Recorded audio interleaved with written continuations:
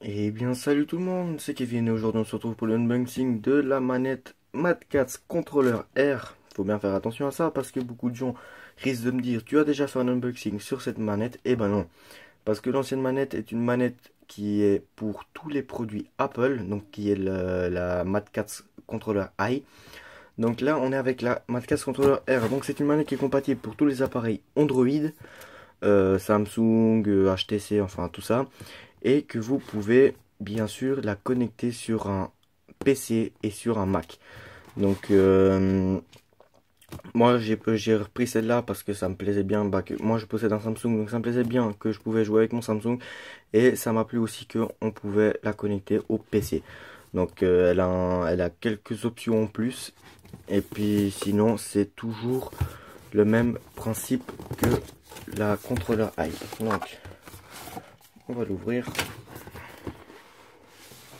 C'est toujours le même emballage et tout ça. Alors ici nous avons les protections des joysticks. Ici nous avons la manette, les deux piles qui sont fournies avec, et ici le support, et bien sûr au fond tous les modes d'emploi.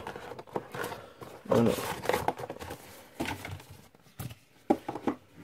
on reprend la manette. Alors la manette, vous voyez qu'elle a pas forcément, elle a la même forme, mais pour dire que ici si vous mettez sur le premier cran, c'est pour tout ce qui est pour connecter au téléphone. Le deuxième cran au niveau de la souris, si je ne me trompe pas, c'est pour si c'est un jeu qu'on doit utiliser uniquement la souris.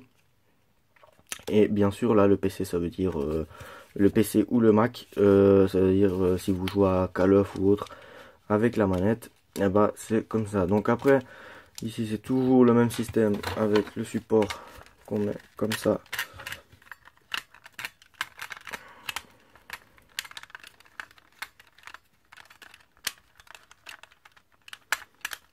Il va bien se mettre. Voilà. Donc voilà, donc toujours le même principe avec ça qui se lève suivant la taille de votre téléphone. Donc vous pouvez voir qu'ici on a aussi différentes touches. Donc nous avons pour baisser le volume, ici pour augmenter le volume, donc ça fonctionne sur l'ordinateur et puis avec votre smartphone aussi ça fonctionne également. Puis là si jamais vous avez des musiques ou autres pour changer tout ça. Donc ici après on a la touche back et start. Après derrière à l'intérieur ici nous avons une entrée micro USB. Donc pour cette manette je n'ai pas le souvenir que l'autre a aussi ça, mais pour cette manette là il y a des mises à jour à faire pour cette manette. Donc vous allez sur le site Mad Catz directement sur la contrôleur R et ça va vous donner tout ça. Donc après ici on met les piles. Et après pour l'allumer c'est pas le même principe que l'autre, là il faudra juste appuyer sur le logo. Et voilà, et puis une fois qu'il clignote comme ça, c'est pour dire qu'il est prêt à se connecter à un appareil.